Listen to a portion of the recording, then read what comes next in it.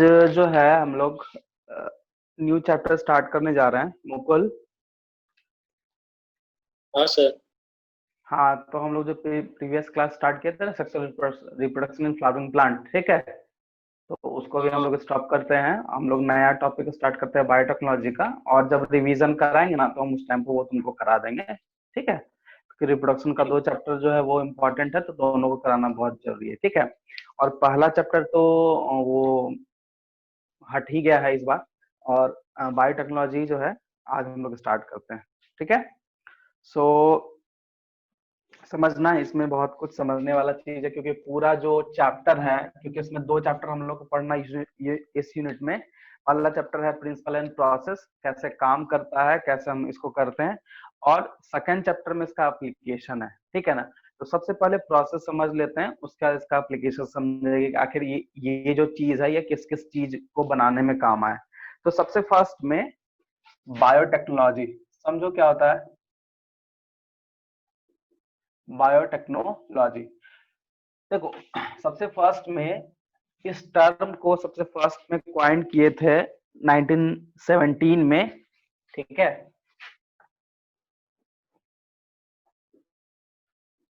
Term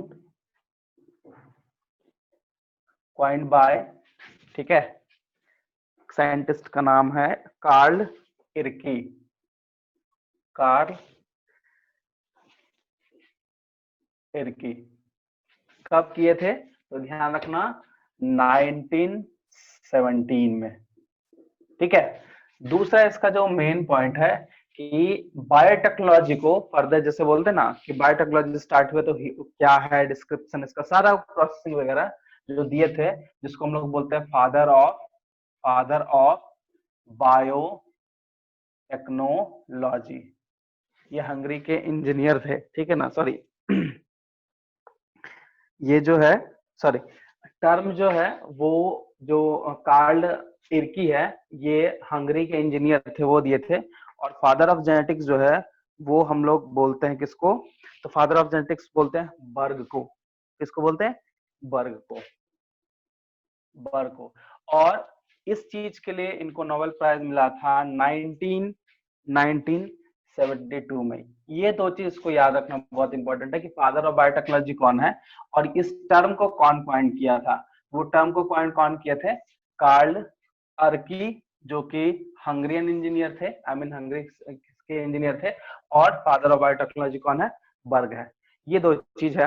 अब हम लोग बायोटेक समझेंगे है होता है क्या। देखो, बायोटेक, बायो का मतलब यहाँ पे क्या हो जाएगा, लिविंग, और टेक्नोलॉजी का मतलब है एक तरह का टेक्निक यूज करना, या फिर हम लोग बोलते हैं प्रोसेस है, कुछ प्रोसीड्यूर है, कुछ टूल्स है, मतलब किसी चीज को लेके हम लोग किसी चीज को मैनिपुलेट करते हैं।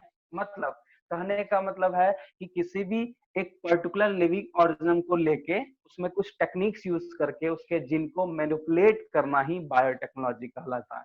अच्छा, बायोटेक्नोलॉजी का यूज क्यों मतलब सबसे ज्यादा किया गया, या फिर ये टेक्नोलॉजी क्यों आया, क्यों डेवलप कराया गया। तो छोटा सा एग्जांपल है कि समझना, प्लांट में जो, जैसे प्लांट ब्रीडिंग क्या होता है कि हम लोग किसी एक डिजायरल कैरेक्टर के जीन को या फिर प्लांट को लेके उसके जीन को मैनिपुलेट करके और उसका फिर हम लोग नया प्रोजेनी में उसको इंट्रोड्यूस करके, और वो प्रोजेनी को फिर हम लोग लार्ज स्केल में, आई मीन लार्ज एरिया में उसको डेवलप कराते हैं, तो वो प्लांट ब्रीडिंग होता है। तो ये जो जीन का मैनिपुलेशन है, तो जीन का मैनिपुलेशन हम कैसे करेंगे, ठीक है। तो जीन के मैनिपुलेशन करने के लिए कोई ना कोई लिविंग ऑर्गेनिज्म का वहां पे हेल्प चाहिए होगा। तो उसी के हेल्प से और टेक्निक से यूज करके जो प्रोडक्ट तैयार किया गया है उसी को हम लोग बोलते हैं बायोटेक्नोलॉजी। अब हम इसका डिफिनेशन लिख रहे हैं, क्योंकि इसमें देखो डिफिनेशन में सिंपल है कि किसी भी लिविंग ऑर्गेनिज्म को हम लेते हैं, या फिर उसका एंजाइम को लेते हैं, या फिर उसका सेलुलर कंपोनेंट को लेते हैं, और उसमें कुछ टेक्निक्स यूज करके फिर उसको चेंज करते हैं, और जो वो चेंजिंग पार्ट है जो हमको प्रोडक्ट मिला वो अपने यूज के लिए, अपने फायदे के लिए उसको यूज करते हैं। जैसे एग्जांपल के तौर पर वैक्सीन, तो बायोटेक्नोलॉजी का यूज हुआ, एंटीबायोटिक बायोटेक्नोलॉजी का यूज हुआ, ठीक है। अब अगर इसका 2 मेथड है, अगर हम पीछे जाए तो 2 मेथड है। पहले क्या है कि 2 टाइप का बोल सकते हो, एक होता है ट्रेडिशनल और एक होता है मॉडर्न बायोटेक्नोलॉजी, ठीक है। तो सबसे पहले हम लोग बायोटेक्नोलॉजी को डिफाइन करते हैं, ठीक है, साथ साथ में ये हो जाएगा, ठीक है। तो बायोटेक्नोलॉजी में क्या है,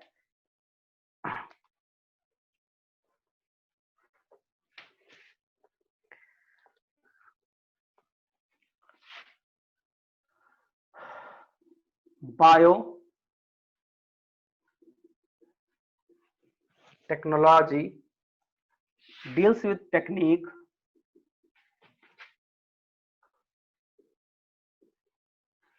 deals with techniques of using living organism or their cellular component or enzyme from organism to produce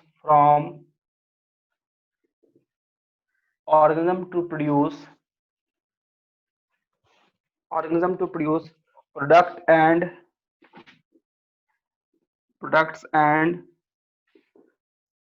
their services products to produce products। अब देखो यहाँ ध्यान देना, यहाँ जो हम लिखे हैं वहां लिखे हैं क्या, देखो कि किसको यूज कर रहा है, लिविंग ऑर्गेनिज्म को, या फिर उसके सेलुलर कंपोनेंट को, या फिर एंजाइम को। मतलब इस टेक्निक में हम किसी ना किसी लिविंग ऑर्गेनिज्म को यूज करके और उससे जो प्रोडक्ट बनाते हैं और वो प्रोडक्ट फिर मेन के लिए या फिर ह्यूमन बींग्स के लिए यूजफुल होता है। ऐसे ही टेक्निक बोलते हैं बायोटेक्नोलॉजी।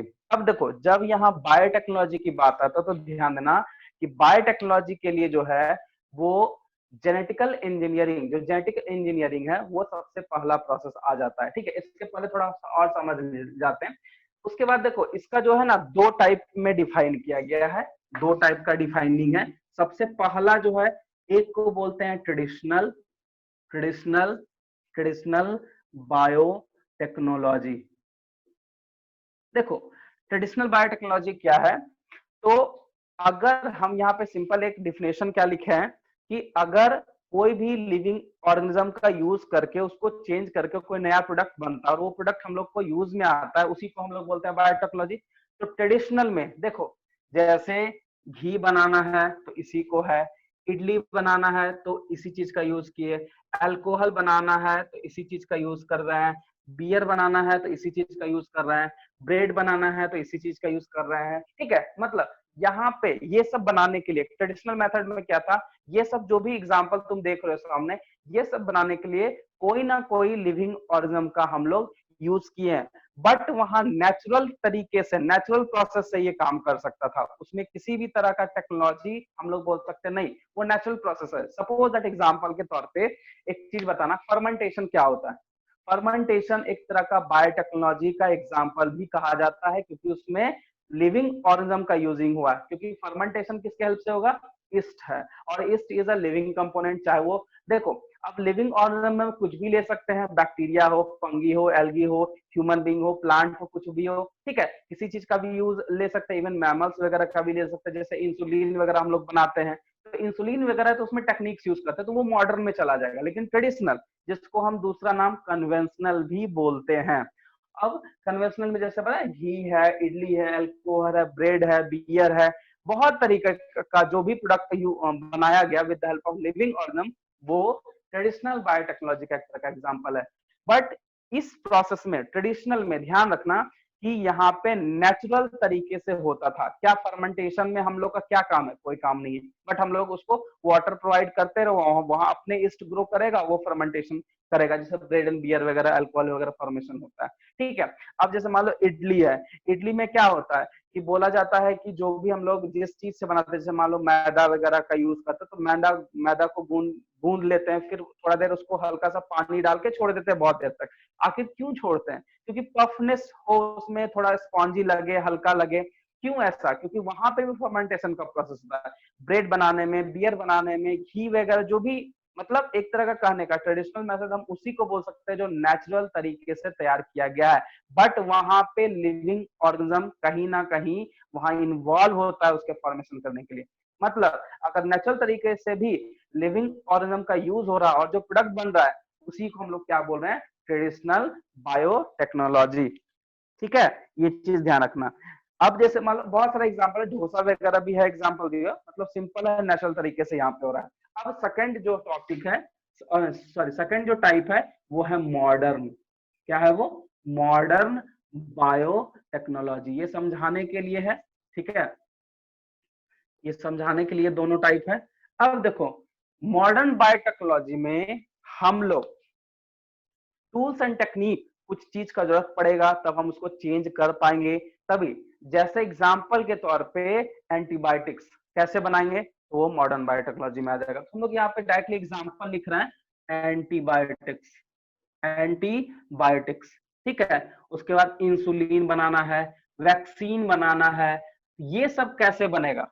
तो ये सब चीज बनाने के लिए जिस लिविंग ऑर्गेनिज्म का यूज हुआ और जिस टेक्निक से यूज हुए और उसी कंबाइंड मतलब कंबाइंड जो भी प्रोसेस हो रहा है उसी को हम लोग वहां पे बोल रहे हैं मॉडर्न बायोटेक्नोलॉजी। हम डायरेक्ट एग्जांपल लिखे, डिफिनेशन हम नहीं लिखे हैं, ठीक है।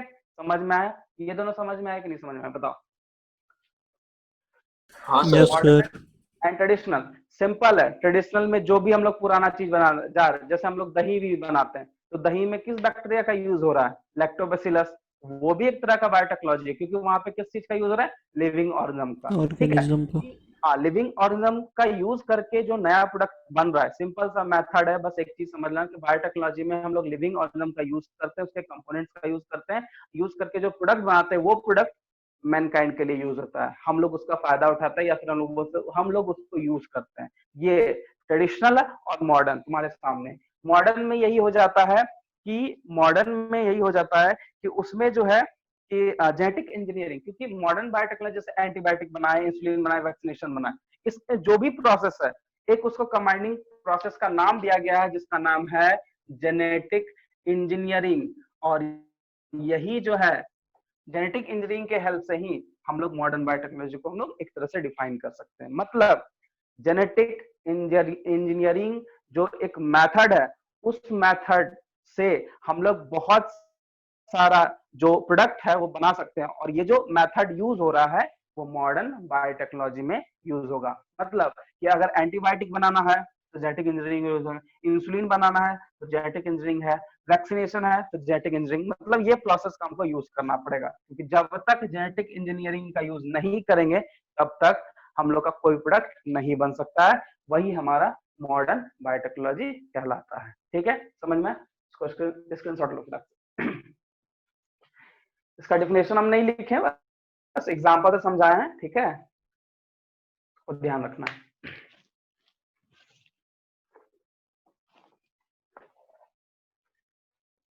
हाँ सर, हो गया।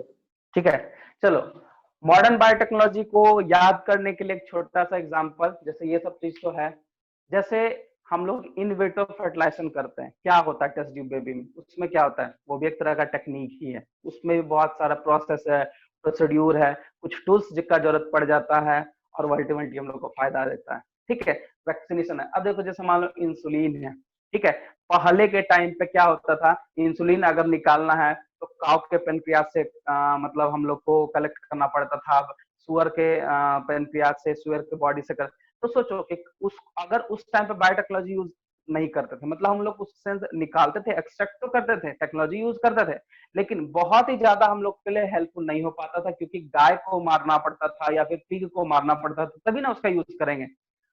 अब जब क्योंकि हम लोग को बहुत ही लार्ज स्केल में प्रोड्यूस करना, बस एक पार्ट को लेंगे, आई मीन एक बार वो निकालेंगे और उसी का रिकॉम्बिनेशन करके बहुत सारा क्लोन या फिर बहुत सारा कॉपी बना के उसको प्रोडक्ट बना के यूज कर सकते हैं। वो सारा बायोटेक्नोलॉजी जो मॉडर्न बायोटेक्नोलॉजी में आ जाता है। और मॉडर्न बायोटेक्नोलॉजी में हम क्या बार बार बोल रहे हैं, जेनेटिक इंजीनियरिंग।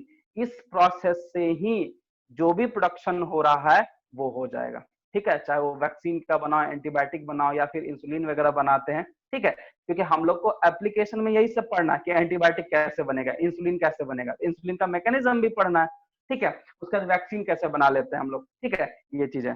ठीक है, तो ये सब आने के बाद एक संस्थान है, इंस्टीट्यूशन, जिसको EFB बोलते हैं, यूरोपियन फेडरेशन ऑफ बायोटेक्नोलॉजी, वो जो है वो अलग वे में ही इसको डिफाइन किया। कैसे डिफाइन किया बताते हैं, ठीक है। इसको हम मिटा रहे हैं।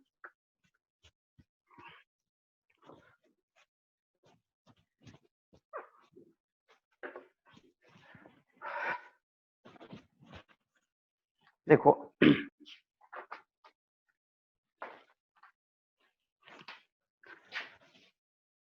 EFB, European Federation of biotechnology, ठीक है। तो ये जब आया, कब आया, ठीक है, ये जब आया, ये जो इंस्टीट्यूशन है, ये जब मॉडर्न सॉरी ये मतलब बायोटेक्नोलॉजी को डिफाइन किया, वो क्या बताया, वो दो पार्ट को जोड़ा, जोड़ सब एक ही चीज रहा है, एक जोड़ रहा है, एक को बोलता है कि natural science and living organism. मतलब हम बोल सकते हैं ये जो इंस्टीट्यूशन है, आई मीन EFB के according, integration of natural science and living organism, इस दोनों के कॉम्बिनेशन से, इस दोनों के प्रोडक्शन, इस दोनों के प्रोसेस से जो हमको नया प्रोडक्ट मिलता है, वही एग्जैक्टली बायोटेक्नोलॉजी का डिफिनेशन है। मतलब नेचुरल साइंस को भी जोड़ रहा है, वो लिविंग ऑर्गेनिज्म जोड़ रहा है, उसका सेल कंपोनेंट जोड़ रहा है वो, ठीक है। फिर उसके बाद फिर सेल कंपोनेंट है, उसके बाद फिर मॉलिक्यूलर एनालोगस, मतलब कहीं ना कहीं सारा लिविंग ऑर्गेनिज्म का ही कंपोनेंट है। लिविंग ऑर्गेनिज्म सिंपल है, अगर बैक्टीरिया को ले लेते हैं तो, या उसका पर्टिकुलर कोई cell component, DNA, RNA, protein वगैरह, या मॉलिक्यूलर एनालोगस में वही जेनेटिक मटेरियल आता है। तो इस दोनों के कॉम्बिनेशन से जो प्रोडक्ट मिलेगा, अब जो प्रोडक्ट मिलेगा, इसी प्रोसेस को कंबाइनली जो है बायोटेक्नोलॉजी डिफाइन किया गया अकॉर्डिंग टू EFB। ये बहुत इंपॉर्टेंट है, मतलब integration of natural science and using living organism, या फिर उसका सेल कंपोनेंट, या फिर मॉलिक्यूलर एनालोगस, ये सब के कंबाइनिंग से, ये सब के मतलब टुगेदर एक साथ आके जो ये प्रोसेस कराया, और प्रोसेस से जो प्रोडक्ट बना लिया, ठीक है, इसका भी यूज किया, इसका भी किया, इस दोनों का यूज करके वो प्रोडक्ट बनाया, ठीक है, और वो प्रोडक्ट फिर मैनकाइंड के लिए यूज हो रहा है। इसी को बायोटेक्नोलॉजी बोला। कौन बोला? EFB बोला। इसको बहुत अच्छे से ध्यान रखना, क्योंकि ये बहुत ज्यादा पूछा जाता है, वैसे हम लिख भी देते हैं, ठीक है ना, समझ गए ना। मतलब इसमें दो वर्ड है, एक नेचुरल साइंस और एक लिविंग ऑर्गेनिज्म एंड उसका कंपोनेंट, ठीक है, समझे यहाँ पे। ये बायोटेक को क्या कैसा डिफाइन किया, समझ गए ना। हाँ ठीक, चलो अब देखो यहाँ पे हम लोग इसका डिफिनेशन हम लिख देते हैं।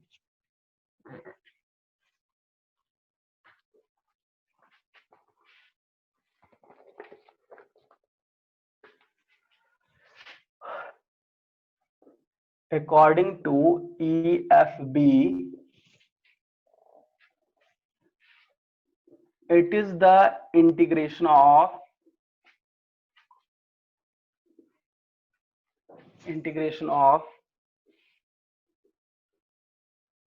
natural science and organism cell parts thereof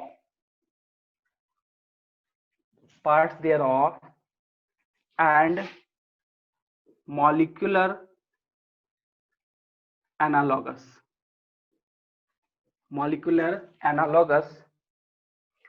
for products and services.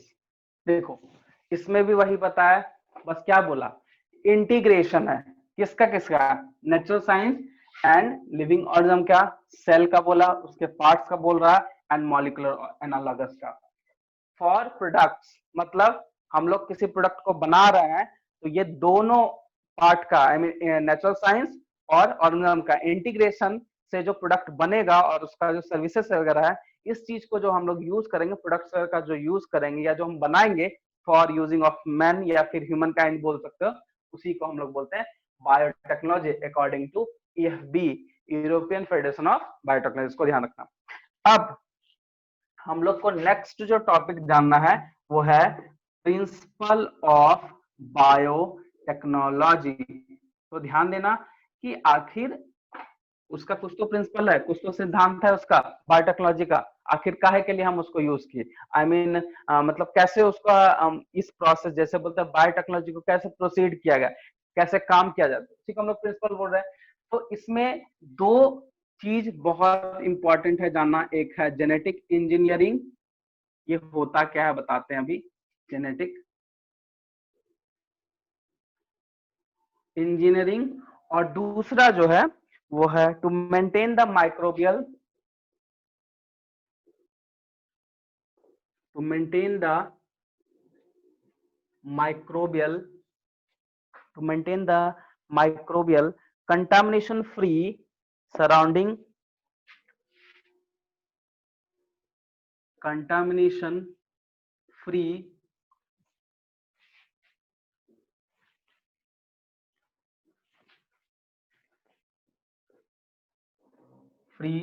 surrounding, contamination free surrounding in chemical engineering, in chemical engineering,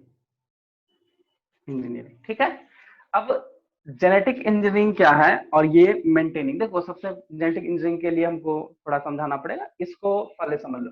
to maintain the microbial contamination free surrounding, देखो सपोज दैट मान लिया जाए कोई भी चीज पे हम काम कर रहे हैं, ठीक है, अगर कोई चीज प्रोडक्ट वगैरह बनाना है, तो अगर प्रोडक्ट हम बना रहे हैं तो उसके लिए जो लिविंग ऑर्गेनिज्म यूज कर रहे हैं या फिर जो हम सराउंडिंग जो यूज कर रहे हैं जहां पे बन रहा है, हमेशा वहां पे ध्यान रखना पड़ेगा कि वहां जो है कंटामिनेशन ना हो किसी चीज का। एक छोटा सा एग्जांपल लेते हैं, समझने की कोशिश करना, नहीं समझने को। मान लो ये एक बैक्टीरिया है जिसमें एम्पिसिलिन रेसिस्टेंट है, ठीक है, ये एक एंटीबायोटिक रेसिस्टेंट कौन है, एम्पिसिलिन। और ये एक बैक्टीरिया है जिसमें एम्पिसिलिन भी है रेसिस्टेंट और टेट्रासाइक्लिन भी है, ठीक है। सपोज दैट मान लो कि एक हम एम्पिसिलिन और टेट्रासाइक्लिन एक रेसिस्टेंट, सॉरी मान लो ये एक पार्ट है, सपोज दैट एक समझ लो एक सेगमेंट है जिसमें एम्पिसिलिन और टेट्रासाइक्लिन दोनों का एंटीबायोटिक्स में प्रेजेंट होता है, ठीक है।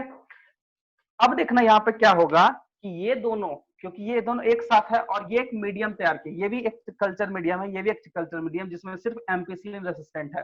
तो अगर मान लो हम इसको इसमें डालेंगे तो क्या इसको कोई इफेक्ट होगा, बताओ, कोई इफेक्ट होगा? नहीं, क्योंकि ये एक तरह का, मान लो ये एम्पिसिलिन है, तो ये एम्पिसिलिन अगर इसमें डालेंगे तो इसमें तो ऑलरेडी रेसिस्टेंट जीन है ना, रेसिस्टेंट जीन।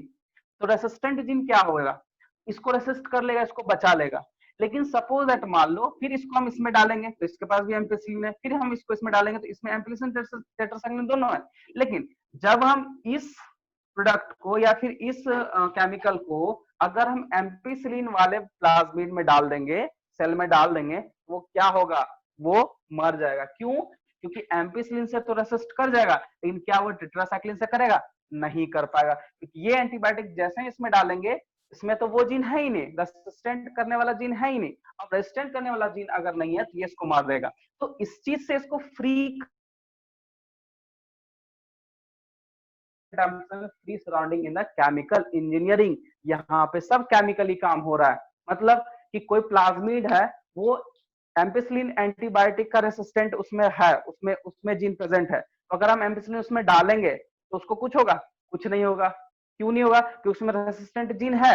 वो जो केमिकल है बन रहा है, वो जो जीन सेगमेंट है, ठीक है, वो इससे बच जाएगा। लेकिन अगर टेट्रासाइक्लिन एंटीबायोटिक डाल देंगे तो ये मर जाएगा, बट ये जिंदा रहेगा। तो एक तरह का ये क्या बोले, ये कंटामिनेशन फ्री है। मान लो इसमें कुछ भी चला गया, मान लो एक तरह का हम एम्पिसिलिन टेट्रासाइक्लिन को एक एंटीबायोटिक मान के चले, तो इसको हम कंटामिनेशन समझ रहे हैं। क्योंकि अगर ये कंटामिनेशन इंटर कर किया इस वाले पार्ट में तो हमारा कुछ नहीं होना, बट इस प्लाज्मिड को, इस डीएनए सेगमेंट को, इस चीज को क्या करेगा, वो मार देगा। तो इसके लिए तो ये कंटामिनेशन हो गया ना। पहला जो मैकेनिज्म है, सॉरी सेकंड जो mechanism, to maintain the microbial contamination, हम इस तरह से एक छोटा सा एग्जांपल देके समझाए, समझ गया होगा? बोलो कोई दिक्कत इसमें? कैसे हम इसको, हाँ हेलो हेलो, हाँ सर। हाँ समझ गया ना? मतलब कैसे हम एक प्लाज्मिड वेक्टर को हम किसी भी अदर कंटामिनेंट से उसको बचा लिए, ये एक एग्जांपल है। अब दूसरा है जेनेटिक इंजीनियरिंग। तो ध्यान रखना है कि जेनेटिक इंजीनियरिंग में क्या है, ठीक है? तो जैसे आज के डेट में जैसे बताए इंसुलिन वगैरह, ठीक है, वो चीज समझ में आ रहा होगा कि इंसुलिन कैसे बनेगा, तो वो बायोटेक्नोलॉजी का यूज होगा। सपोज दैट मान लिया जाए कि पहले जेनेटिक इंजीनियरिंग समझ लेते हैं। जेनेटिक इंजीनियरिंग क्या होता है? जीन में या केमिस्ट्री ऑफ सेल, या फिर हम डीएनए का बात करें, आरएनए की बात करें, उसके सेगमेंट को चेंज करके, ठीक है, और जो वो नया प्रोडक्ट बना उसको फिर होस्ट सेल में डाल देंगे, वो होस्ट सेल उस चीज से हमेशा बचेगा। सपोज दैट एक छोटा सा एग्जांपल बताते हैं। मान लो एक प्लांट है, ठीक है, इसमें एक कोई पर्टिकुलर टाइप का डिजीज जो है इस पे बार बार अटैक करके उसको मार देता है, ठीक है। अब सपोज दैट जो डिजीज है उसके लिए इसमें कोई एक पर्टिकुलर जीन का रिस्पॉन्सिबल होता है जो ये काम करने में हेल्प करता है, मतलब उसको रेसिस्टेंट नहीं कर पाता है। तो सपोज दैट मान लो इस डीएनए सेगमेंट को हम निकाल के इसके जीन को मैनिपुलेट कर देंगे और फिर उसका इस प्लांट में डाल देंगे, तो जो ये डिजीज अटैक करेगा तो क्या वो उसको मार पाएगा? नहीं मार पाएगा। तो यहाँ पे क्या है कि एक डीएनए सेगमेंट का जो है पर्टिकुलर जगह का जीन को मैनिपुलेट कर रहे हैं, और उस जो मैनिपुलेशन करने में जो टेक्निक्स यूज हो रहा है, टूल्स यूज हो रहा है, जो भी प्रोसीड्यूर या प्रोसेस वगैरह जो यूज हो रहा है, उसी प्रोसेस को हम लोग बोलते हैं जेनेटिक इंजीनियरिंग, ठीक है। अब देखो जेनेटिक इंजीनियरिंग के लिए हम सीधा सीधा एक ही चीज बोलेंगे, डीएनए या आरएनए इसके सीक्वेंस को चेंज कर देंगे, किसी भी मतलब कोई पर्टिकुलर ट्रैक्स को लेके अगर चेंज कर देंगे तो वो जो प्रोडक्ट बनेगा वो प्रोडक्ट हमारे लिए होता है। उसका सीधा सीधा एक छोटा सा एग्जांपल है प्लांट ब्रीडिंग, ठीक है। देखो प्लांट ब्रीडिंग हम लोग बायोटेक्नोलॉजी एंड इट्स एप्लीकेशन में जाएंगे तो वहां पे एक डिजीज मिलेगा कॉर्न बोरर।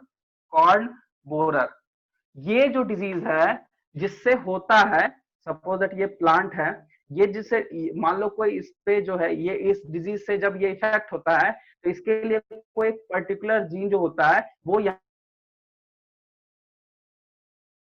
यूज करके इस जीन को सेगमेंट को यूज इस सेगमेंट को ही चेंज कर दिए, मैनिपुलेट कर देते हैं, तो कितना भी ये इस टाइप का डिजीज है क्या ये मरेगा? नहीं मरेगा। इसी टेक्निक को हम लोग बोलते हैं जेनेटिक इंजीनियरिंग। अच्छा एक और सवाल है, हम तुम लोग के दिमाग में आता है कि जेनेटिक इंजीनियरिंग में मान लो जीन को मैनिपुलेट कर लिए तो क्या डायरेक्टली उसको हम डाल सकते हैं क्या किसी भी तरीके से? नहीं। क्या होता है समझो, ठीक है। सबसे फर्स्ट में जैसे मान लो कोई एक पार्टिकल है, पार्टिकल ए है, मान लो ये कोई सेल ए है, ठीक है। इसका डिजायरेबल जीन निकालना है, कट करना है, इसको मैनिपुलेट करना है और ये दूसरे सेल में इसको इंट्रोड्यूस करना। तो डायरेक्टली मैनिपुलेट करके सेल में नहीं डाल सकते हैं। होगा क्या कि यहाँ पे हम इसको पहले जीन को निकालेंगे, जीन को निकालने के बाद हम पहले वेक्टर पे इसको डालेंगे, इसमें डालेंगे वेक्टर, जो कि मोस्टली हम लोग बैक्टीरिया पढ़ेंगे। क्या पढ़ेंगे? बैक्टीरिया। अब देखो इसका एक सेगमेंट को काट लिए। अब देखो यहाँ पे जो है एक सेगमेंट यहाँ खाली है और ये जो फॉरेन डीएनए है इस फॉरेन डीएनए का भी एक सेगमेंट काट के हम यहाँ पे इंट्रोड्यूस कर दिए, ठीक है। कलर हम चेंज कर रहे हैं ताकि समझ में आ जाए। यहाँ पे इंट्रोड्यूस कर दिए। अब यहाँ पे अपना कॉपी नंबर बना लिया। अब हम जिस पर्पज के लिए यूज कर रहे हैं, ठीक है। अब ये जो कॉपी नंबर बनाई ये डायरेक्टली जो है अब हम इसको इसमें होस्ट सेल में क्या किए? होस्ट सेल में डाल दिए। अभी ये जो है ये इसी प्रोसेस को जेनेटिक इंजीनियरिंग कर रहा है। बट ये काम कैसे करता है? तो यहाँ पे करता है जेनेटिक इंजीनियरिंग का होता है रिकॉम्बिनेंट डीएनए टेक्नोलॉजी। रिकॉम्बिनेंट, अब ये क्या है इसको भी समझाते हैं। सपोज दैट मान लो कि ये जो है एक सेगमेंट हम लिए हैं और ये सेगमेंट जो है इंसुलिन के लिए रिस्पॉन्सिबल है। किसके लिए? इंसुलिन के लिए। तो हम लोग एक स्पेसिफिक साइट पे काट लेंगे, आगे भी साइट वगैरह के बारे में बताएंगे, स्पेसिफिक साइट पे काट लेंगे। और जब हमको इस प्लाज्मिड में डालना, क्योंकि प्लाज्मिड ही एज ए वेक्टर, वेक्टर का मतलब व्हीकल, मतलब उसको लेके चला जाएगा वो, ठीक है। उस वेक्टर का भी एक स्पेसिफिक डीएनए यहाँ पे काटना है और ये जो कटा हुआ डीएनए मेरे पास यहाँ पे प्रेजेंट है। अब इसको इसमें इंट्रोड्यूस करेंगे। जैसे ही ये जीन इंट्रोड्यूस करेंगे तो इसका काम क्या था, बॉडी में इंसुलिन बनाना। अब जैसे ही हम प्लाज्मिड वाले में डालेंगे, यहाँ पे भी कुछ कुछ प्रिकॉशन है, क्योंकि क्लोनिंग ऐसे नहीं होगा, रिकॉम्बिनेंट ऐसे नहीं होगा। हम लोग यहाँ पे डीएनए लाए, डीएनए काटे, इसके डीएनए को भी कट, प्लाज्मिड डीएनए को कट कर दिए। अब जो ये स्पेस बचा, इसमें ये वाला डीएनए को हम लोग इंट्रोड्यूस करके डाल दिए। जैसे ही यहाँ डालेंगे तो ये रिकॉम्बिनेशन स्टार्ट करेगा, और नंबर ऑफ जो जिस पर्पज से जिस जीन को मैनिपुलेट किया वो नंबर ऑफ सेगमेंट बना लेगा, जिसको हम लोग रिकॉम्बिनेंट बोलते हैं। मतलब फिर से कंबाइन करते जाएगा और बनाते जाएगा, एक तरह का क्लोन बना देगा।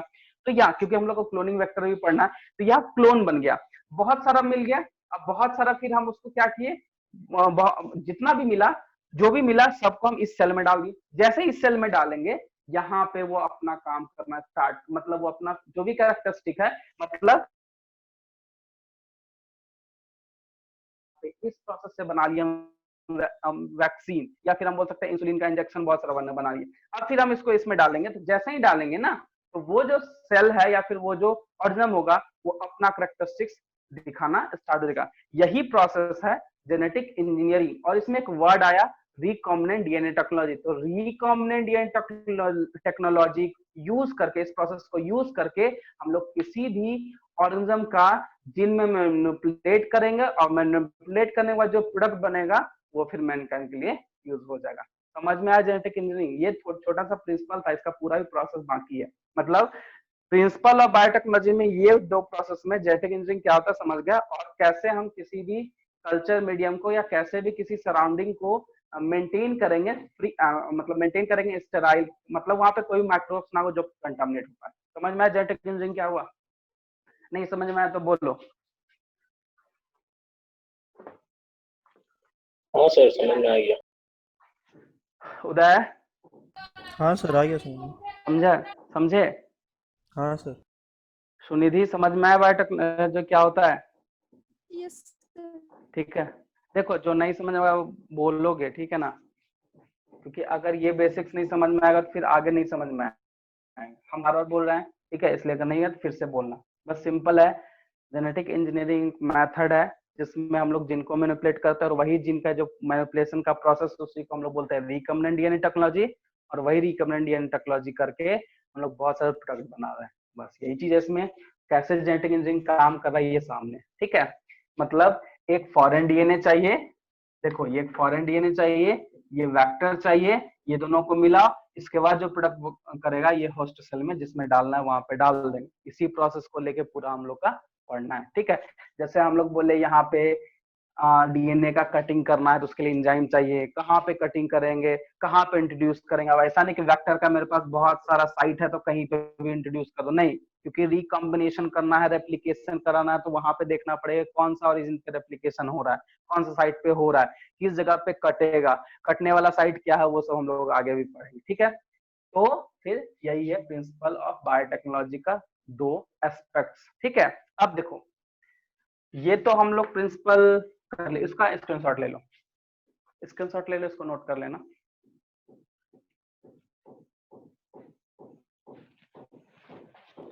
हाँ सर, ले लिया। हो गया ना? Yes sir. हाँ, तो अब यहाँ पे जेनेटिक इंजीनियरिंग जो है वो आरडीटी मतलब रिकॉम्बिनेंट डीएनए टेक्नोलॉजी हम लोग नया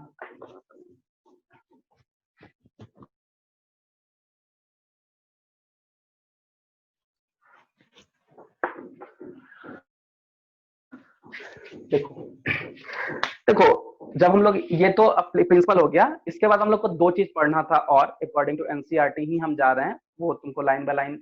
एक्चुअली देखो जेनेटिक इंजीनियरिंग या बोल सकते हैं रिकॉम्बिनेंट डीएनए टेक्नोलॉजी, इसको खत्म करने की कोशिश करते हैं, वो हो भी जाएगा, ज्यादा टाइम नहीं है। अब नेक्स्ट जो है वो है conceptual development of genetic engineering, ठीक है। मतलब बोल सकते हैं कि कैसे, मतलब उसका कॉन्सेप्ट समझना पड़ेगा कि जो प्रिंसिपल ऑफ जेनेटिक इंजीनियरिंग है उसका क्या कॉन्सेप्ट है। तो एक सिंपल सा कॉन्सेप्ट है कि जेनेटिक इंजीनियरिंग जो भी प्रोसेस हम करेंगे उसके लिए कौन सा मेथड या कौन सा टेक्नोलॉजी यूज होगा, वो होगा रिकॉम्बिनेंट डीएनए टेक्नोलॉजी, ये मेथड यूज होगा, ठीक है। सबसे पहले ध्यान देना है कि इसके पहले हम लोग को ये ध्यान देना होगा कि आखिर किस ऑर्गेनिज्म में भी किस ऑर्गेनिज्म में किया जाए। तो हम लोग के सामने दो ही ऑर्गेनिज्म है, एक है एसेक्सुअल रिप्रोड्यूसिंग ऑर्गेनिज्म और एक होता है सेक्सुअल रिप्रोड्यूसिंग ऑर्गेनिज्म। तुम लोग खुद बता दो, एसेक्सुअल वाले में करना चाहोगे या सेक्सुअल करने में, किसमें फायदा होगा बताओ। अगर मान लो कोई ऑर्गेनिज्म है जो एसेक्सुअल प्रोड्यूस है और कोई सेक्सुअल प्रोड्यूस है, किसमें हम लोग जेनेटिक इंजीनियरिंग यूज कर सकते हैं? सेक्सुअल में। सेक्सुअल में। आखिर ऐसा क्यों करेंगे बताओ? सेक्सुअल में ही क्यों करेंगे, एक्सेक्सुअल में क्यों नहीं कर सकते हैं?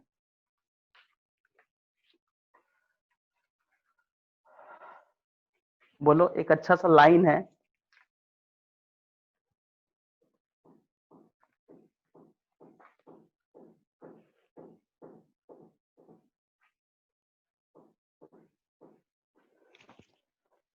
इजी है, बताओ बताओ।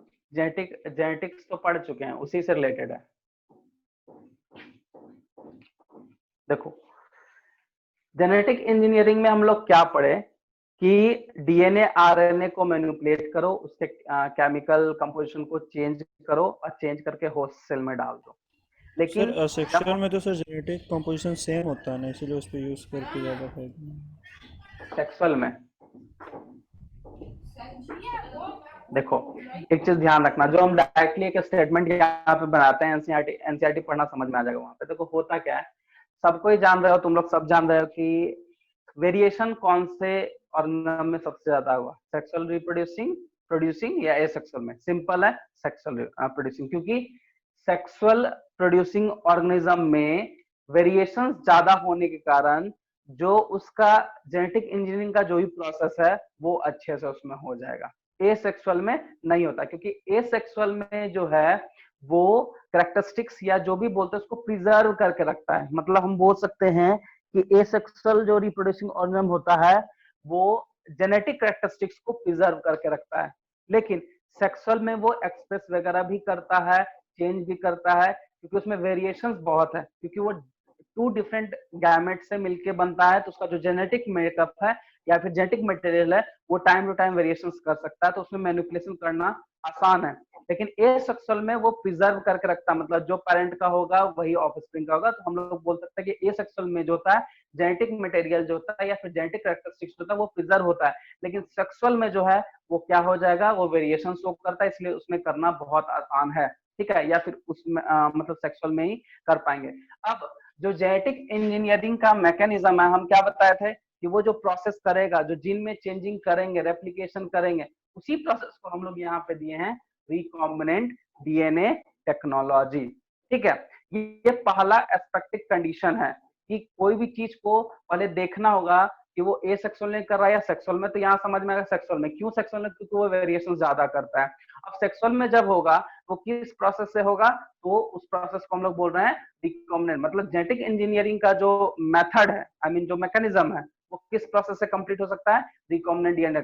मतलब कि रिकॉम्बिनेंट डीएनए टेक्नोलॉजी होगा तो उसी प्रोसेस को हम लोग क्या बोल रहे हैं? जेनेटिक इंजीनियरिंग, क्योंकि इसी प्रोसेस में हम लोग कोई डाल रहे हैं। और फॉरेन पार्टिकल मतलब क्या? फॉरेन पार्टिकल का क्या? तो डीएनए आरएनए जेनेटिक मटेरियल, इसको ध्यान रखना, उसके अलावा और कुछ नहीं, क्योंकि अल्टीमेटली हम लोग को डीएनए ही चाहिए। क्योंकि आगे में हम लोग टूल्स एंड टेक्निक में यही पढ़ेंगे कि कौन सा एंजाइम कहाँ यूज हो रहा है, कैसे यूज होता है, कैसे आइसोलेट करना, ये सब। ठीक है, तो रिकॉम्बिनेंट डीएनए टेक्नोलॉजी के लिए बहुत सारे टूल्स वगैरह का जरूरत पड़ेगा। तो रिकॉम्बिनेंट डीएनए टेक्नोलॉजी समझ गया। दूसरा है इसका एक एक्सपेक्टेड कंडीशन क्या है, जैसे मान लो कोई भी रिकॉम्बिनेंट डीएनए टेक्नोलॉजी हम लोग करते हैं, आई मीन डीएनए का जो टेक्नोलॉजी यूज करेंगे तो इसके लिए डीएनए वगैरह चाहिए। ठीक है, तो इसमें जो है हम लोग को ये ध्यान देना है कि क्या क्या जरूरत पड़ेगा। ठीक है, तो कोई भी ऑर्गेनिज्म है, हम लोग डीएनए सेगमेंट निकाल लेंगे। ठीक है, उसको एक स्पेसिफिक साइट पे काटेंगे, जिसको हम लोग वहां पे कुछ इंजाइम वगैरह भी यूज होना है, जिसको हम लोग बोलते हैं मॉलिक्यूलर सीजर। तो डायरेक्टली हम लोग आते हैं tools of recombinant DNA technology, तो हम लोग समझेंगे। ठीक है ना। और उसके बीच में जो भी तुम लोग पढ़ोगे, क्योंकि टूल्स के पहले जो इंट्रोडक्शन था वो ऑलमोस्ट तो सारा बता दिए, बस एक पैराग्राफ में तुमको लास्ट वाले पैराग्राफ में सिर्फ एंजाइम के बारे में लिखा हुआ है, जो कि हम लोग टूल्स ऑफ जेनेटिक इंजीनियरिंग में भी हम लोग पढ़ने जा रहे हैं। ठीक है, एक और चीज है, अगर अगर हम लोग, ठीक है, क्योंकि कोई भी जेनेटिक इंजीनियरिंग करते हैं तो उसके लिए जो जीन को मॉडिफिकेशन करेंगे, जीन को मॉडिफाई करेंगे, क्योंकि जेनेटिक इंजीनियरिंग में क्या करना है, जीन को मॉडिफाई करना है, डीएनए सेगमेंट को ही चेंज करना है, तो इसको जेनेटिक मॉडिफिकेशन बोलते हैं। तो उसके लिए तीन स्टेप्स बहुत इंपॉर्टेंट है। मतलब जब हम रिकम्बिनेंट डीएनए टेक्नोलॉजी करते हैं, ठीक है, तो उस टाइम पे क्या होता है, जीन का मैनिपुलेशन होता है, मतलब वो जेनेटिकली मॉडिफाई हो रहा है, उसके जेनेटिक मेकअप में कहीं ना कहीं चेंजिंग हो रहा है, तो जो हमको नया प्रोडक्ट मिलेगा उसके लिए क्या है, जेनेटिक मॉडिफिकेशन। तो जेनेटिक मॉडिफिकेशन के लिए तीन स्टेप में उसको कंप्लीट करना होता है। सबसे पहला इंट्रोडक्शन ऑफ डिजायर कैरेक्टर, सबसे पहले कि इंट्रोडक्शन नहीं, आइडेंटिफाई करना है कि हमको आखिर किस कैरेक्टर पे लेके काम करना है। जैसे भी एक एग्जांपल बता रहे हैं बार बार, इंसुलिन आखिर क्यों, क्योंकि इंसुलिन का जरूरत पड़ता है, तो इंसुलिन को जो मेंटेन कर रहा है उसी जीन को हमको ढूंढना पड़ेगा। तो सबसे पहले हम डिजायर कैरेक्टर को ढूंढ लिए, उसके बाद उसमें फिर चेंजिंग लेते आए और उस चेंजिंग को हम कैसे का ला सकते हैं, वही आरडीटी से, मतलब रिकम्बिनेंट डीएनए टेक्नोलॉजी से चेंजिंग लाके फिर हम उसको होस्ट सेल में डालेंगे। जैसे होस्ट सेल में डालेंगे तो बहुत सारा क्लोनिंग बनाएगा, उसका सेगमेंट बनाएगा, फिर उसको हम निकाल के उसको प्रोडक्ट बना के फिर हम बाद में उसको यूज करेंगे। ठीक है, तो ये तीन स्टेप में कंप्लीट होता है। पहला आइडेंटिफाई करो, दूसरा उसको इंट्रोड्यूस करो होस्ट सेल में, और होस्ट सेल के बाद जो वो क्लोनिंग वगैरह प्रोसेस करेगा, तीसरे स्टेप में क्लोनिंग वगैरह बन जाता है, और क्लोनिंग के बाद उसको निकाल के फिर हम लोग नया प्रोडक्ट्स वगैरह जैसे हम लोग मार्केट वगैरह में है वो हम लोग को मिल जाएगा। ठीक है, अब हम लोग का जो है tools of recombinant DNA technology, तो हम लोग को टूल्स पढ़ना बहुत इंपॉर्टेंट है। क्या क्या है, एक एक टूल्स को समझ लो। Tools of RDT, recombinant DNA technology, तो सबसे पहला टूल्स हम पहले लिख लेते हैं करके, फिर हम समझा देंगे। ठीक है, सबसे पहले रेस्ट्रिक्शन एंजाइम, दूसरा है लाइगेज एंजाइम, तीसरा है पॉलीमरेज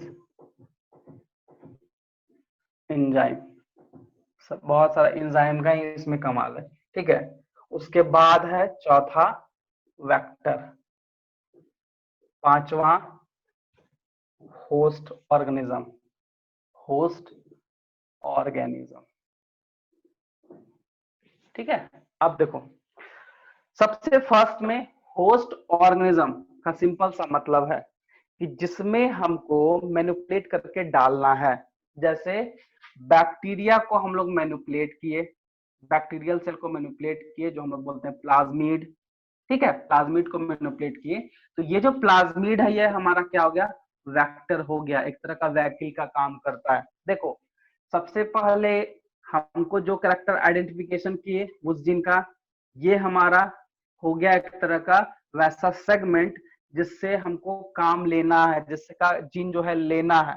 ठीक है, उसके बाद ये हो गया होस्ट सेल, बीच में वेक्टर, तो इसका जीन कट करके वेक्टर पे डालेंगे और वेक्टर को फिर होस्ट सेल में डालेंगे, तो होस्ट सेल में डाल के बाद उसका अपना कैरेक्टरिस्टिक स्टार्ट हो जाएगा। ठीक है, दूसरा वेक्टर, जैसे यहाँ बोले वेक्टर, तो वेक्टर का सीधा सीधा मतलब समझ लो वैक्यूल हो गया, मतलब उसको लेके जाने का काम करेगा, वो एक ही है, वो है प्लाज्मिड। अब यहाँ पे ध्यान से सुनना कि प्लाज्मिड होता क्या है, तुम लोग पढ़े होगे 11th में, plasmid is a extra autosomal extra chromosomal, sorry autosomal extra chromosomal DNA. आखिर ऐसा क्यों? ठीक है, पहले हम लोग ये सब समझ ले, वो थोड़ा सा लेंदी है।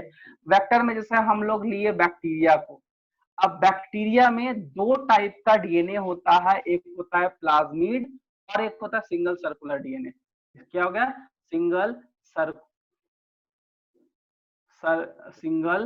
Circular DNA.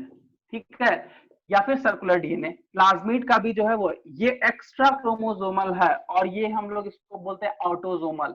क्यों ऑटोसोमल बोलेंगे, क्योंकि प्लाज्मिड ही एक ऐसा मतलब बैक्टीरिया का पार्ट होता है, या डीएनए का सेगमेंट बोल सकते हैं, एक तरह क्रोमोसोमल का पार्ट है जो खुद से रेप्लिकेशन कर सकता है, खुद से रेप्लिकेशन कर सकता है, मतलब किसी और से जुट के वो नया सेगमेंट बनाने का काम करेगा। रेप्लिकेशन बोलो या रिकॉम्बिनेशन बोलो, ये खुद से कर सकता है, इसको किसी का जरूरत नहीं है। एक बैक्टीरियल सेल जो होता है वो खुद से डिवाइड होकर रेप्लिकेट करने में मात्र 20 मिनट लगता है।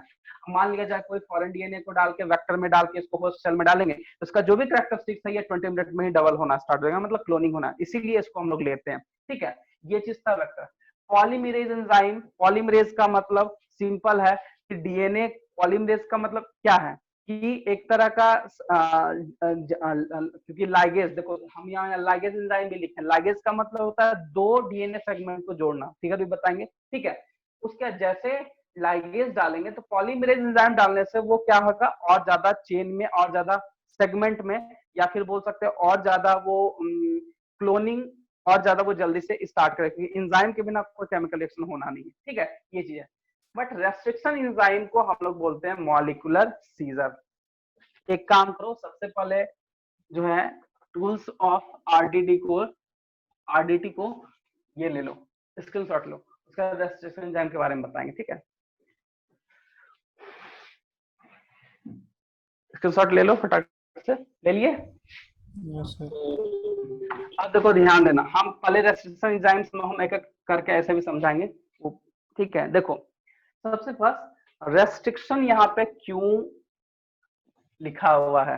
ठीक है, सपोज दैट मान लो ये हमारा वेक्टर डीएनए है, वेक्टर डीएनए में ये पूरा सेगमेंट है, तो क्या इसको कहीं से भी काट देगा? नहीं कटेगा, उसको काट नहीं सकते हो तुम। ठीक है,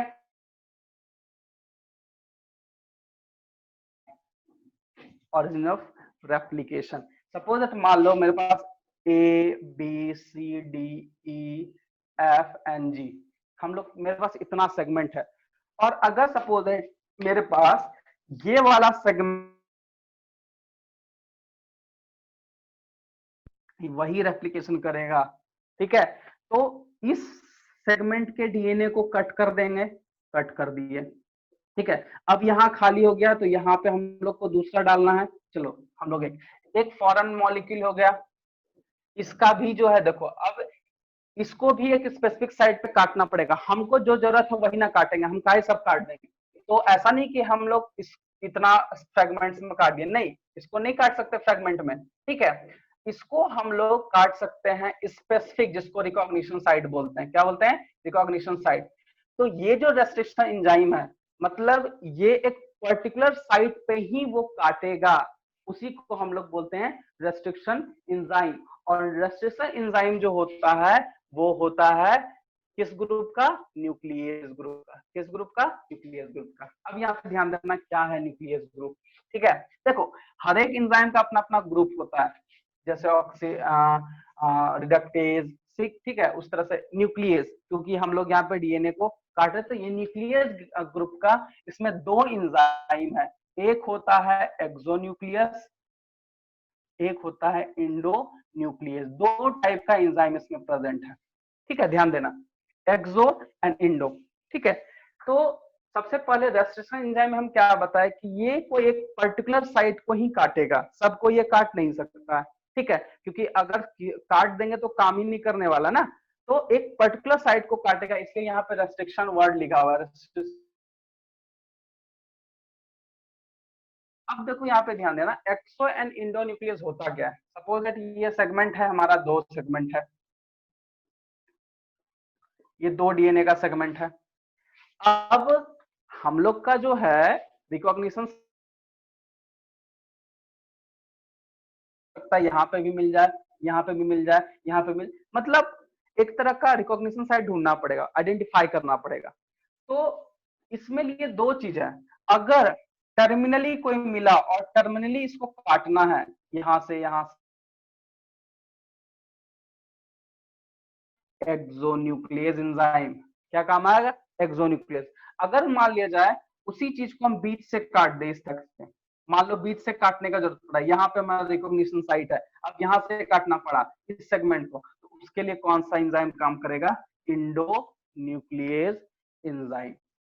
ठीक है, अब हमेशा ये ध्यान रखना है कि जो भी एंजाइम प्रोड्यूस होता है वो कहीं ना कहीं बैक्टीरिया के स्ट्रेन से ही प्रोड्यूस होता है। किससे? बैक्टीरिया के स्ट्रेन से। और ये एनसीईआरटी में तुम देख सकते हो 900 रेस्ट्रिक्शन एंजाइम का डिस्कवरी हो चुका है। कितना? 230 स्ट्रेन, मतलब 230 स्ट्रेन को लेके 900 से ज्यादा रेस्ट्रिक्शन एंजाइम का डिस्कवरी, या फिर इसका मतलब एक तरह बोल सकते हो कि इसका एंजाइम को निकाला जा चुका है बैक्टीरिया से। मतलब ये भी इंपॉर्टेंट है। और सबसे पहला जो एंजाइम है वो कौन सा एंजाइम है? हिंड 2। कौन सा एंजाइम है? हिंड 2। कहीं कहीं पे तुम देखोगे E coRI is a restriction enzyme. तो ये हिंड 2, ये ई कोराई, ये नाम आखिर कैसे पड़ा? ठीक है, क्योंकि एंजाइम्स का यहाँ बहुत इंपॉर्टेंट है, क्योंकि सबसे पहले काटना ही है। क्योंकि अगर सेगमेंट नहीं मिलेगा, सेगमेंट नहीं मिलेगा, उसका रिकॉग्निशन साइट नहीं मिलेगा, ठीक है, हम लोग उस पर भी आएंगे। सबसे पहले हम लोग एंजाइम पे बात करें तो एंजाइम देखो यहाँ पे एक डाटा भी है, इसको ध्यान रखना है कि सबसे फर्स्ट जो है वो हिंड 2। और हिंड 2 हमेशा ध्यान रखना, किसी भी एंजाइम का अगर नाम पड़ रहा है उसके बैक्टीरियल स्ट्रेन से नाम पड़ता है। देखो हम बताते हैं, जैसे हम ई कोराई लिखें, ई कोराई, ठीक है, तो इस्चेरिया कोलाई एक बैक्टीरिया है, उसके आर स्ट्रेन का वाई नंबर पे 13 नंबर पे ये है, इसलिए कभी कभी इसको ई कोराई RY13 भी लिखा जाता है। मतलब आर स्ट्रेन से 13वें नंबर का वो एंजाइम वहां से उसको निकाला गया है, या फिर बोलते हैं वहां का वो एंजाइम है। ठीक है, अब देखो मतलब एक तरह से बोल सकते हैं कि जो भी इसका नाम पड़ा है इसके डिस्कवरी के हिसाब से नाम पड़ा है। मतलब जैसे ई कोराई तुम लोग को ज्यादा दिखेगा अभी। और एंजाइम के हिसाब से अगर हम बात करें तो एंजाइम तो बहुत सारा है, उसका सोर्स और ओरिजिन भी बहुत है। जैसे मान लो हिंड 2 है, हिंड 3 है, फिर ई कोरा है, ई कोराई 2 है, हिंड 1 है, ठीक है, उसके बाम है, मतलब जो भी है तो सबका कोई ना कोई एक तरह का एंजाइम है, और उसका कोई ना कोई एक तरह का बोल सकते हैं रेस्ट्रिक्शन इंडोन्यूक्लियस जो हम लोग देख रहे हैं, ये एंजाइम जो है वो कोई ना कोई स्ट्रेन से बनता है। और स्ट्रेन से बनेगा, जैसे मान लो स्ट्रेन बोले, स्ट्रेन क्या हो गया? वो एक तरह का सिक्वेंसिंग है, एक तरह का सिक्वेंसिंग है। जैसे मान लो अगर हम ई कोराई लेते हैं तो इसका जो सीक्वेंस होगा, जो भी सीक्वेंस होगा, ठीक है, वही सीक्वेंस से इसका एंजाइम बन रहा है, और इसी सीक्वेंस को हम लोग बोलते हैं पैलियोंड्रिक सीक्वेंस। क्योंकि अगर ये सीक्वेंस नहीं पता चलेगा तो हम लोग कट भी नहीं कर सकते हैं। तो जहां से एंजाइम मिलता है और उसी के हिसाब से उसका रिकॉग्निशन साइट होता है, और रिकॉग्निशन साइट से ही हम लोग, अब जैसे मान लो हम लोग बोलते हैं पैलियोंड्रिक सीक्वेंस क्या है, ठीक है, ये हम लोग पढ़ेंगे भी कि क्या होता है पैलियोंड्रिक सीक्वेंस। तो पैलियोंड्रिक सीक्वेंस जो है एक तरह का बोल सकते हैं डीएनए रिकॉग्निशन है, जो कि इंडोन्यूक्लियस उसको डिटेक्ट करता है। जैसे सपोज दैट मान लो ये हमारा सेगमेंट है, और यहाँ पे इंडोन्यूक्लियस जो है यहाँ पे एक्ट करेगा, इसको क्लीव करेगा, इसको ब्रेक करेगा। तो ये सेगमेंट को क्या बोलेंगे? इसको हम लोग बोलेंगे पैलियोंड्रिक सेगमेंट। तुम लोग एनसीईआरटी सामने तो देखो, वहां पे एक होगा GAATTC, और उसी का अपोजिट है CTTAAG। देखो है इस तरह से, जिसको पैलियोंड्रिक सीक्वेंस बोला गया। बताओ एनसीईआरटी में कहीं दिख रहा है? देखो दिखा देते हैं, ऐसे पेज नंबर है 221 में आओ ना।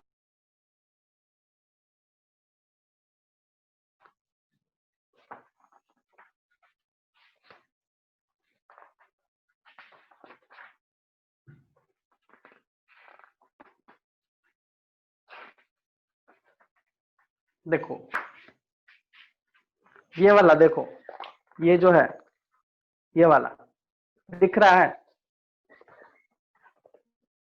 रिप्लाई करो। Yes sir. ये दिख रहा है ना, ये सीक्वेंस, ठीक है। तो ये सीक्वेंस आखिर है क्या? ठीक है, ये सीक्वेंस है क्या? ठीक है, तो जैसे हम बताए कि ई कोराई के स्पेसिफिक साइट को रिकॉग्नाइज करेगा तब वहां पे काटेगा, ठीक है। तो ई कोराई जो रेस्ट्रिक्शन एंजाइम है, इंडोन्यूक्लियस एंजाइम है, तो क्योंकि ये जो हम लिखे आई मीन जो एनसीईआरटी में दिया है वो ई कोराई का रिकॉग्निशन साइट है, मतलब रिकॉग्निशन साइट मिला, अब उसको काटना है। वो जो रिकॉग्निशन साइट मिला, सीक्वेंस मिला, उसका जो सीक्वेंसिंग से पता करना है इसमें कौन सा एंजाइम एक्ट करेगा, क्योंकि वही से उसका एंजाइम को भी निकाला गया है, डिस्कवर्ड किया गया है।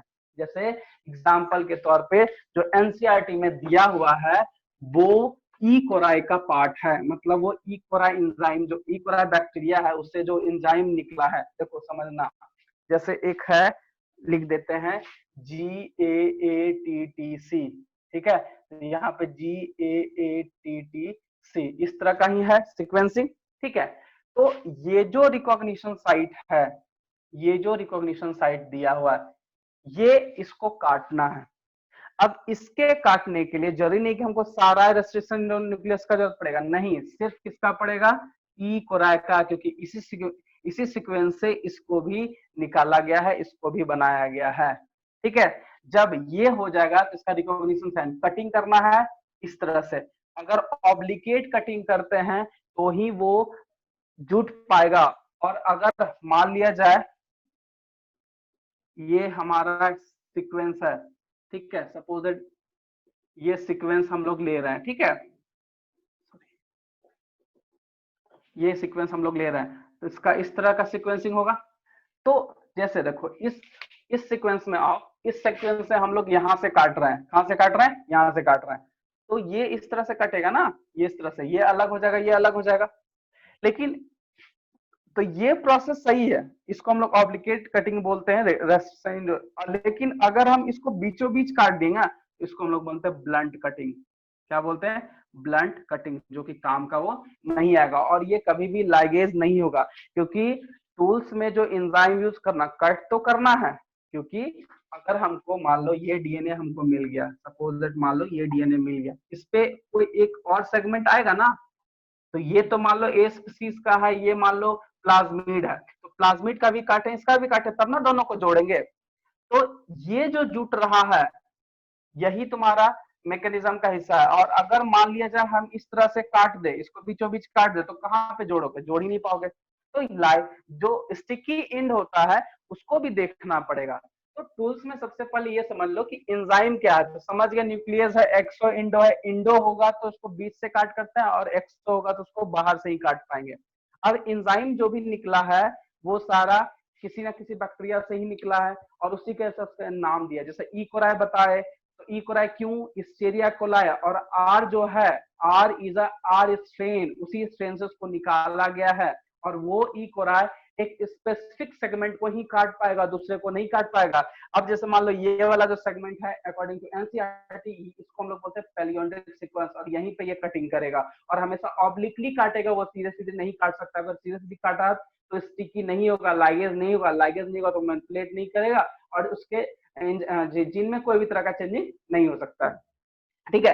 तो ये जो मैकेनिज्म है, ये बिना रेस्ट्रिक्शन एंजाइम का नहीं हो सकता। अब जैसे हम तुमको पता है कि ई कोराई जो है ये सेगमेंट को काट रहा है, अगर हम हिंड 2 ले लेते हैं, अगर हम हिंड 2 ले लेंगे तो क्या यही पैलियोंडिक सीक्वेंस होगा, नहीं, इसके लिए कोई दूसरा पैलियोंडिक सीक्वेंस पे वहां पे जाके उसको काटना। मतलब देखो, हर एक सेगमेंट का जिसको हमको काटना है, जो रिकॉग्निशन साइट खोज रहा है, उसके लिए हर एक एंजाइम भी चाहिए, और उसको काटने के लिए हर एक दूसरा एंजाइम, जैसे ई कोराई है, हिंड 2 है, हिंड 1 है। ऐसा नहीं कि हिंड 1 को हम इस सीक्वेंस में कट कर देंगे, नहीं, इस सेगमेंट में कट नहीं कर सकते, इस हिंड 2 के लिए अलग सीक्वेंस है, ठीक है। इसका एक डाटा है, वो हम बता देंगे, उसका सोर्स ऑफ ओरिजिन अलग है, स्ट्रेन अलग है, बैक्टीरिया अलग है, उसका पैलियोंडिक सीक्वेंस अलग है, सबका अलग है, ठीक है। बट ये जो सीक्वेंस है, बार बार बोल रहे हैं, ई कोराई का है। और अगर हिंड 2 का बात करते हैं, हिंड 2 इंडोन्यूक्लियस है, इसको काट सकता है, तो उसके लिए नहीं काट सकता है, इसके लिए अलग सीक्वेंस होगा। तो वैसा सीक्वेंस जो रिकम्बिनेंट डीएनए टेक्नोलॉजी में यूज हो रहा है, और कोई उसका स्पेसिफिक एंजाइम उसको काट पाएगा या वहां पे उसको जोड़ पाएगा, तो वैसे ही सीक्वेंस को हम लोग बोलते हैं पैलियोंडिक सीक्वेंस। और इसको याद कर लेना, क्योंकि ये एनसीईआरटी का है और ये मेडिकल में पूछा है कि पैलियोंडिक सीक्वेंस क्या है। तो सीक्वेंस यही याद रहेगा, GAATT और C, और उसका ठीक अपोजिट में जो है वो पैलियोंडिक सीक्वेंस है। और ये भी पूछता है कि पैलियोंडिक सीक्वेंस, अब ये सीक्वेंस को कौन सा एंजाइम काट पाएगा। ऐसे तो एनसीईआरटी में लिखा है कि हिंड 2 सबसे पहला इंडोन्यूक्लियस है, लेकिन उसको उसके क्या हिंड 2 इसको काट पाएगा? नहीं, इसके लिए एक स्पेसिफिक ही इंडोन्यूक्लियस एंजाइम है जिसका नाम है इक्वरा है। ठीक है, बस यही चीज था, यही है इंडोन्यूक्लियस। तो इंडोन्यूक्लियस या फिर इंजाइम जो है स्पेसिफिक साइट पे काटेगा, पहले रिकॉग्नाइज करेगा, फिर उसको काटेगा। ठीक है, और काटने के बाद फिर उसको नेक्स्ट में जैसे बताए कि अब ये काट लिया। ठीक है, सपोज दैट जो हम लोग का टेक्नोलॉजी का प्रोसेस है क्या है, ये एक पर्सन का डीएनए लिए, पहले इसको काटे, फिर प्लाज्मिड का एक रिकॉग्निशन था, इसको काटे, इसके कटे हुए पार्ट को फिर इसमें ऐड करना है। तो ये जो काटे और ये जो ऐड करना है, एक में फॉरेन डीएनए को लेके एक दूसरे मतलब एलिन डीएनए, फॉरेन डीएनए मतलब एक जो ले रहे हैं जो वेक्टर डीएनए में कोई फॉरेन डीएनए को इंट्रोड्यूस कर रहा है। तो जब इंट्रोड्यूस कर रहा है तो उसके जगह पे जब इंट्रोड्यूस करना है तो बाइंड करना है। तो बाइंड करने के लिए कौन सा एंजाइम चाहिए? वो चाहिए लाइगेज। क्या चाहिए? लाइगेज, जिसको स्टिकी एंजाइम या फिर हम लोग कॉमन ग्लू भी बोलते हैं। देखो अब हम तुमको इसका फिगर दिखाते हैं। देखो सबसे फर्स्ट वाला जो फिगर यहाँ पे देखो, ये वाला, ठीक है, ये फिगर देखो, इस दोनों में कुछ ना कुछ लिखा हुआ है। तो ये है हमारा फॉरेन, ये हमारा वेक्टर डीएनए है, ये वाला वेक्टर डीएनए है, ये क्या है? Plasmid DNA. इसको भी काटा, इसको भी काटा, दोनों का एक सीक्वेंसली है, सामने दिख रहा होगा। अब ये दोनों जो है, ये दोनों जो कटा और जो कटा हुआ पार्ट है उसको हटा के फिर ये दोनों को ऐड कर रहा है। तो ये दोनों को ऐड जो करेगा, किस एंजाइम के थ्रू ऐड करेगा? वो है लाइगेज एंजाइम। क्या है? लाइगेज। लाइगेज एंजाइम लाइगेट कर दिया, जोड़ दिया। अब उसके बाद पॉलीमरेज एंजाइम, पॉलीमरेज के बाद वो रिकॉम्बिनेंट हो गया और ज्यादा क्लोनिंग बना लिया। ठीक है, उसके बाद उसको वेक्टर में डाल दिए और फिर वेक्टर के बाद फिर सॉरी वेक्टर में तो है ही, वेक्टर में ही सारा काम हो रहा है। फिर वो जो रिकॉम्बिनेंट वो चेंज हुआ, वो डीएनए होस्ट सेल में चल जाएगा। यही है पूरा tools of recombinant DNA technology. कौन सा एंजाइम कहाँ यूज होता है, नहीं यूज होता है, बस इसको ध्यान रखना। ठीक है, बस यही है। अब बोलो, यही है तुम्हारा। तो रेस्ट्रिक्शन एंजाइम समझ गया कि एक स्पेसिफिक साइट को ही काटेगा, वो उससे ज्यादा वो नहीं काटे। एक स्पेशल सीक्वेंस है, वहीं पे जाके उसको काटना है, जिसको हम लोग पैलियोंडिक सीक्वेंस बोल रहे हैं। ठीक है, ये है इंडोन्यूक्लियस सॉरी एंजाइम का, जिसमें एक्सो एंड इंडो है। अगर एक्सो मैक्सिमम देखना इंडो ही यूज होता है क्योंकि डीएनए के बीच में काटना है, और अगर एक्सो का तो टर्मिनल से अगर काटेंगे तो टर्मिनल से वो चला जाएगा, आई मीन टर्मिनल से उसको काट सकते हैं।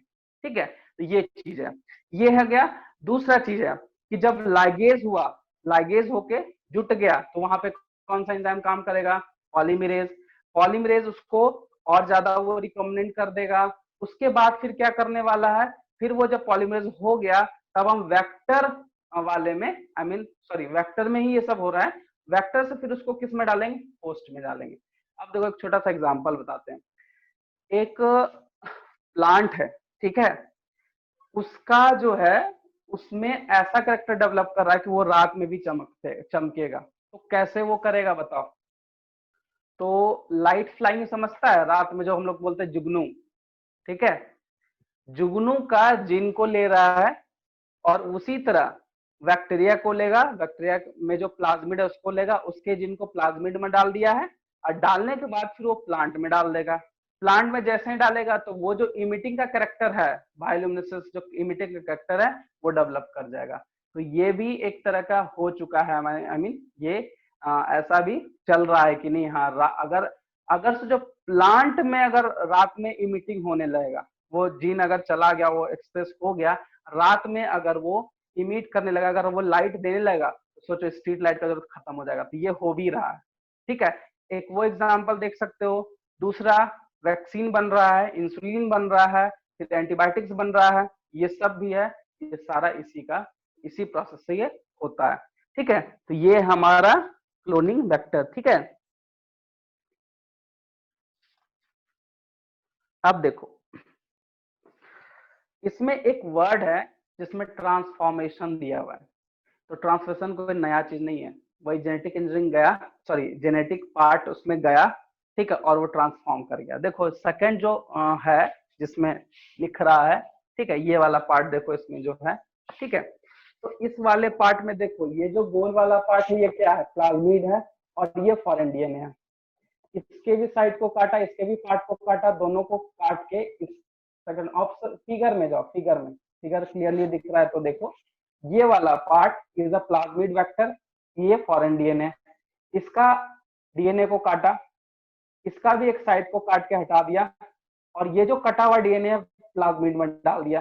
प्लाज्मिड में डालने के बाद जो जेनेटिक जो जीन, क्योंकि चेंज हो गया ना, वहां पे जीन का मैनिपुलेट कर दिए। अब जो जीन का मैनिपुलेशन हुआ, उसी प्रोसेस को हम लोग क्या बोलते हैं, वो क्या बोलते हैं, उसको क्या बोलेंगे, ट्रांसफॉर्मेशन। वो जो चेंज हुआ फिर उसको हम किस में डालें, ई कोलाई में डाल दिए। अब ई कोलाई नंबर ऑफ जो सीक्वेंस है, जो कैरेक्टरिस्टिक्स है, जो एक तरह का पार्ट है, वो नंबर ऑफ एक तरह का क्लोनिंग का काम करेगा, बहुत सारा बनाएगा। फिर वो जो बनाया हुआ है फिर उसको लाके हम कहीं और में डाल देंगे, जिस पर्पज से किए हैं, जहां पे डालना है उसको होस्ट मतलब होस्ट सेल में डालेंगे और वो अपना काम करना स्टार्ट हो जाएगा। यही है तुम्हारा tools of recombinant DNA technology. अब हम लोग का जो नेक्स्ट है वो क्लोनिंग वेक्टर पढ़ना है। बताओ, इसमें कुछ दिक्कत है तो बताओ, पूछ सकते हो।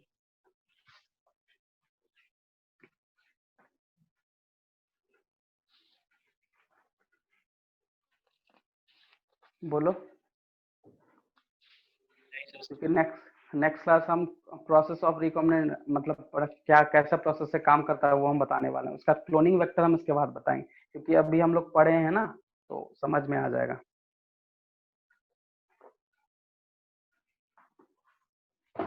क्या बोलो, कोई दिक्कत? No sir. समझ में आया उदय? हाँ sir. Sunidhi, yes sir, Sunidhi समझ में आ गया। समझ में?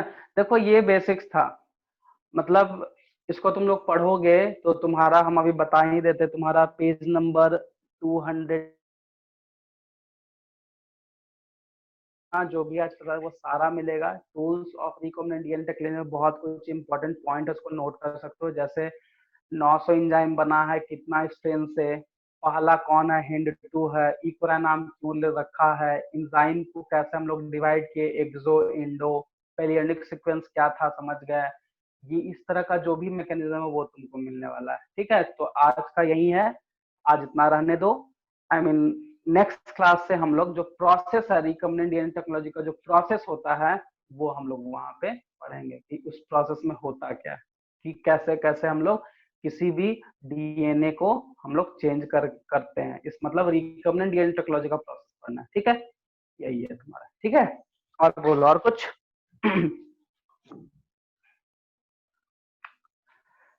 प्रॉब्लम नहीं ना है अब कुछ? मतलब आज समझ गए ना सब? ठीक है, ठीक है। तो नेक्स्ट क्लास हम लोग प्रोसेस से स्टार्ट करेंगे, ठीक है। Thank you sir.